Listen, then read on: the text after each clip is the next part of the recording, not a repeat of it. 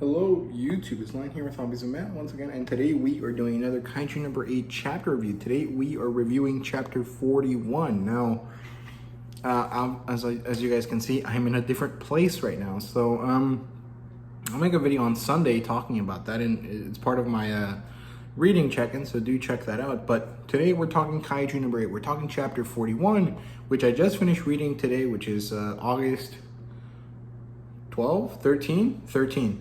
So I'm actually pretty late to this actually, but it's because I've been busy, so it doesn't really matter. Let's get into it. I don't really have anything else to talk about. I'm just gonna do the chapter review. I don't have theories, and I don't really remember what happened the previous chapter off the top of my head, so I'm not gonna do a recap this week.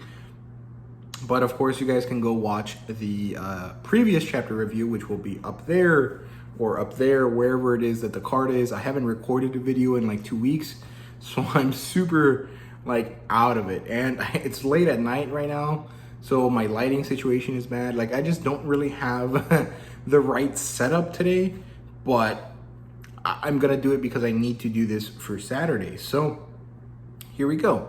Chapter 41 starts with this kind of earthquake situation. People are worried. They're like, hey, it's another earthquake, what's going on? And then some other people are like, well, it's been happening pretty often lately, it should be okay. It's like relatively normal, especially in Japan. Japan is on the Ring of Fire, if I remember correctly, so they experience a lot of tectonic activity really often, which leads to a lot of earthquakes and tremors and stuff like that. So we can assume that it's relatively normal, so people are more or less used to it. But it turns out that it's not really something normal, something they can anticipate. It's this crazy thing. Stuff starts to crack like crazy all over the place. And someone yells, what the hell's going on? And then we get this double spread of this giant hole opening in the middle of Tokyo. And it says Tokyo Shinagawa Ward. So I assume this is a section of Tokyo. I think a ward in Japanese society, or like in the Japanese wording, a ward is more or less like a county. Like here in the US, like a county would be a small section of a city. So I'm assuming that that's what a Shinagawa ward is. It's a part of Tokyo, but I mean, that's not really the important bit. The important thing is that, there's these people that are going through this. They're like, oh my God, what's going on? Why is there a giant hole in the ground? And then we get this kind of ominous looking panel of this thing that looks like a giant cricket, or I guess in this case it would more be like locusts, right? Some sort of really horrifying kind of big bug, right? And they're starting to crawl out. We get this really crazy page full of these locust, cricket, ant kind of looking things. And then we get a scene shift and we switch over to the first division training. Hikaru is right there saluting, and they say, good job, the afternoon training is over, go for it. And then Kikoru is thinking something in her head, and she goes up to Captain Narumi's quarters, bangs the door and barges in, and she's like, today you're gonna come train with me or else, right? But she doesn't get to really finish, because we get Narumi on the floor, prostrated. I think kowtowing would be the proper term here.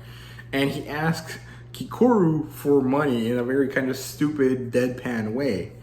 And Kikoru was like, what the fuck? What's going on? She asked him what's going on. And he's like, I got paid last week. I don't know what happened to my money. I don't really understand. And behind him, there's these giant boxes of Yamazon. So an Amazon kind of fake version, right? And it's hilarious because Kikoru is like, what the hell? Do you not think that all of those boxes have something to do with it? And, she's like, what the hell's wrong with you asking your subordinate for money? That's crazy, right? And then he tries to like play it off. He's like, I'm asking for skills that pay the bills, and kind of trying to be very funny, right? And Kikuru's like, no, shut up. But as she's going to start to, badger him about it, Narumi and Shinomiya get interrupted by the vice captain. And apparently it's time for a sortie, a fight, right?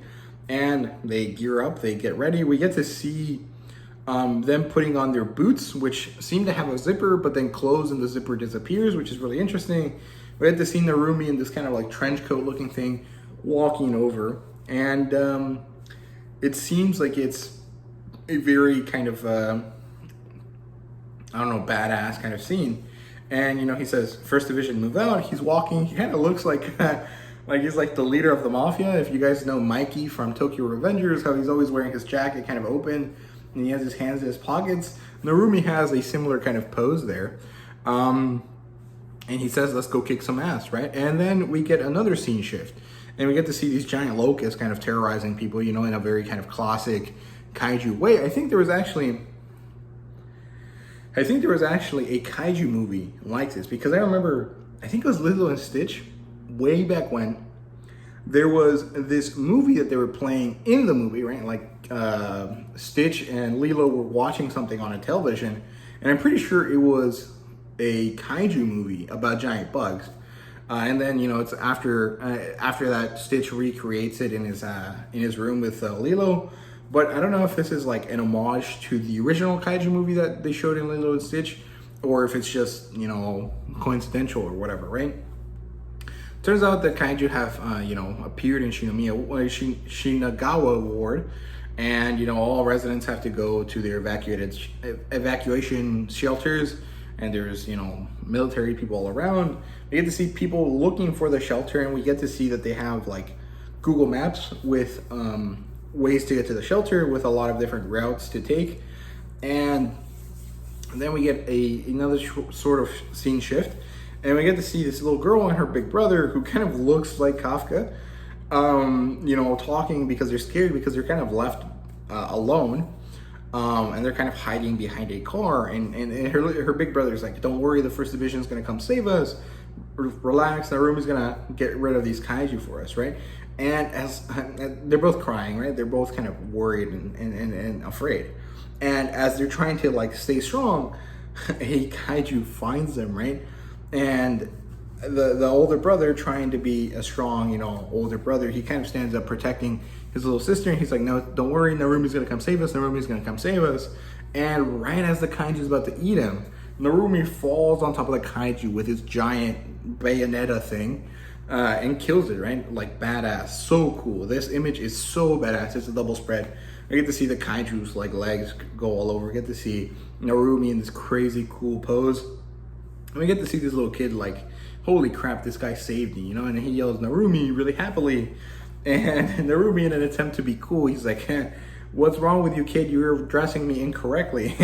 And then he's like, "Go home, stay alive, and use your mom's phone to post online that I'm a really cool guy." And I just think it's so stupid. I mean, it makes sense, right? Narumi is a young guy, and he's kind of very, I don't know, maybe not popular, but he's definitely like in that kind of social media kind of type of person. And I think it's funny that they kind of play into that. That's a kind of meta in a very interesting way. I do like it. And then the kid says, "Sure thing." They go away, and Narumi, contacts the rest of the platoons. He's like, "Hey, what's going on? Where are you guys going?"